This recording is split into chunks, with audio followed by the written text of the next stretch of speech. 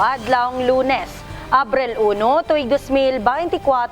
Live gikan sa Brigada News Center, ihatod namo kaninyo ang mga nagunang balita gikan sa nagkalain-laing lugar sa Mindanao. Mga balitang gitutukan sa news team. Ako si Brigada Rona Mohemulta ug kini ang Brigada Mindanao.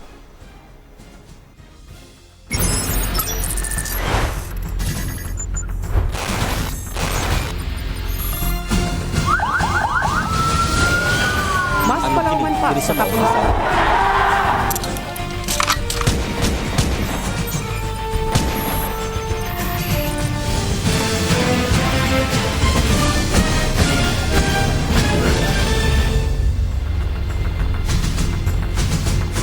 Sakyanan, gipaulanan og bala sa mga armadong lalaki samtang ginasubay ang dalan sa sitio Dacumuya, Barangay Mama Sapano, Maguindanao del Sur. Tungod niini patay ang usa ka kagawad samtang gitangag usab ang mga importanteng gamit sa biktima og service firearm sa pulis nga kauban. Ibrigada mo?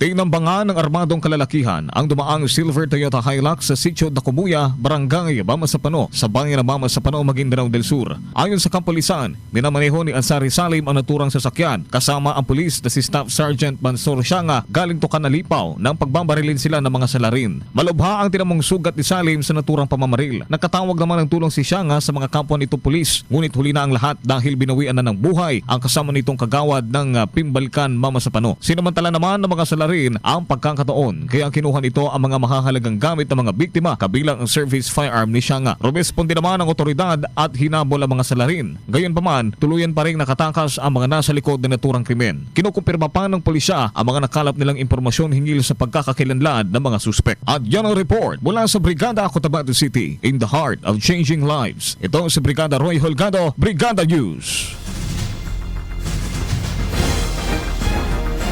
Patay ang usa ka lalaki human kini gidunggab sa iyahang kumpare sa Barangay Calarian, Zamboanga City.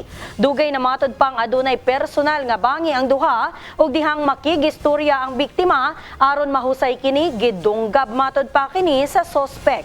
Ibrigada mo, Marco Polo Muta. Nakahandusay, duguan at tadtad ng saksak at iba't ibang bahagi sa katawan ng isang ama ng tahanan sa gilid ng isang tindahan at wala ng buhay sa may 3rd Street Lopez Subdivision, Barangay Calarian dito sa lungsod ng Zamboanga. Nakilalang biktima na si Dagge Araneta Uto, 49 na taong gulang, may asawa at residente ng nasabing lugar. Samantala, ang suspek at kumpare ng biktima ay nakilala bilang si Julpi Ailani Sarabi, legal ang edad at residente rin ng nasabing lugar. Sa investigasyon ng Police Station 8 Sinunok, bago pa man nangyari ang insidente, meron na nangyaring mainit na pagtatalo na matagal na umano sa pagitan ng suspek at ng biktima, at sa kalaunan ng Huwebes Santo muling nagbangayan ang dalawa sa tapat ng isang tindahan. Ayon pa sa nakasaksi, pilit umano inaawat ng biktima na ayusin na lamang nila ang kanilang problema, ang kanilang away, subalit lalo pa naging mainit ang kanilang pag-aaway nang bumunot ng suspek ang kanyang patalim at pinagsasaksak ang biktima sa iba't ibang bahagi ng katawan, at sa leeg nito na dahilan ang kamatayan ng biktima. Dagdag pa ng otoridad, pagkatapos umano ginawa ng suspek ang krimen, ay agad naman umano ito tumakas at sakay ang kanyang itim na motorsiklo patungong West Coast Highway dito sa Zamboanga. Samantala, ilang minuto pang nakalipas, dumating din ang mga otoridad at nadeklara na rin ng doktor na wala ng buhay ang biktima. Nitong Sabado, hawak na rin ng otoridad ang suspek na si Sarabi matapos makita ito ng mga mangingisda na palutang-lutang sa karagatan ng Barangay Rio Hondo dito sa Zamboanga na may malaking sugat sa mukha. Agad naman nakipagtulungan ang mga ito sa mga tauhan ng Philippine Coast Guard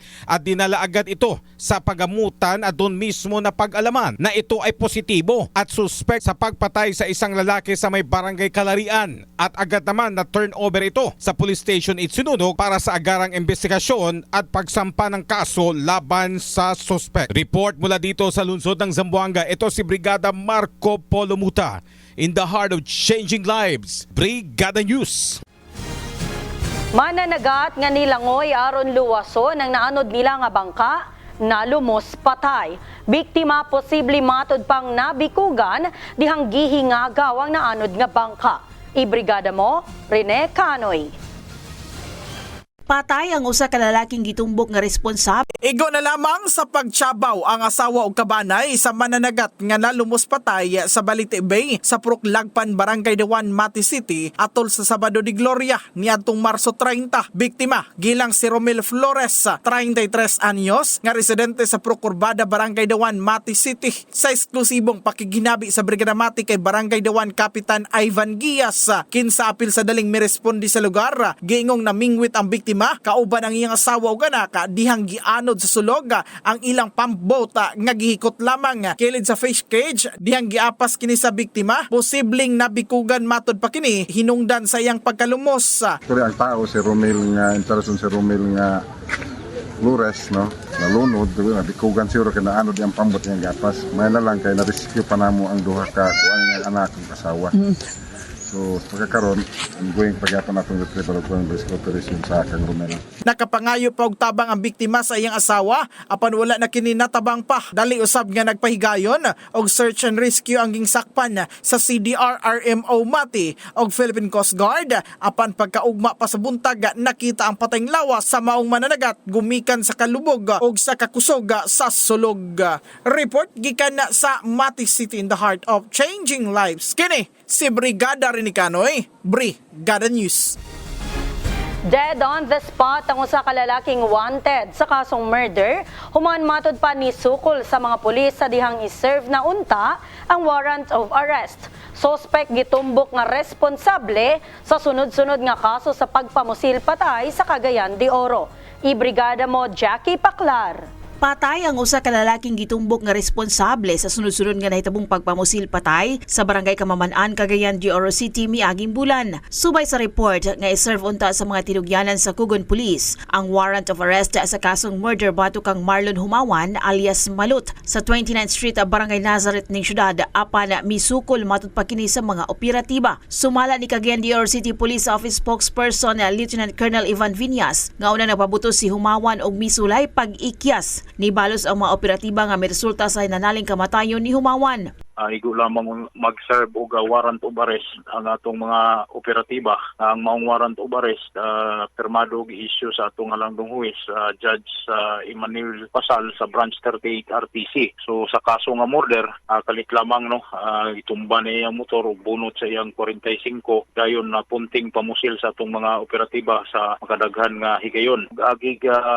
paghatag gamay nga background sa maong akusado o gamay numduman kadtong milabay mga semana dunay mga series of shooting incidents na itabo diya sa Barangay Kamaman-an, partikular na sa sitio Peramunal Pinikitan o didto sa sitio Makapaya. Diin ang maong akusado suspitsado mo gitag nga prime suspect gani gigawas gyud ang warrant of arrest batok kaniya. Dugang pa ni Lieutenant Colonel Viñas nga walay grupo si Humawan, sulo lang niya ang iyang mga illegal nga binuhatan. Gawas sa kasong murder, nalambigit sab si Humawan sa pagpamaligya matud pa sa illegal nga droga. Dili man nato maingon nga sakop siya sa organisadong grupo. Iya lagyan ning kalihukan na paghimog krimen, no? Pagpamusil uthang sa iyang di mangayan nga dunay kabangi niya. Ilang bigit ni siya sa illegal nga droga, no? Diha nagasugod ang iyang activity. Tantod na sa naimo siyang siya na nagpangamot sa iyang gahimong krimen. Na-recover sa crime scene ang basyo sa bala sa kalibre 45 nga armas. Dagko gagmay nga sachet nga dunay sulod sa gituang shabu nga gikan sa posisyon sa suspitsado. Balita gikan sa Cagayan de Oro City in the heart of changing lives, kini si Brigada Jackie Paclar, Brigada News. Nakagawas na ang tiil sa siyam palang kaadlaw nga gilubong nga 7 ka bulan nga bata dihang gibisita sa kabanay ang pansyon niini milabayng Biyernes Santo. Tungod niini nagbutang na og mag-groving nga tanod sa public cemetery aron malikayan ang sasamang panghitabo. Ibrigada mo Jed Sibanes Gape.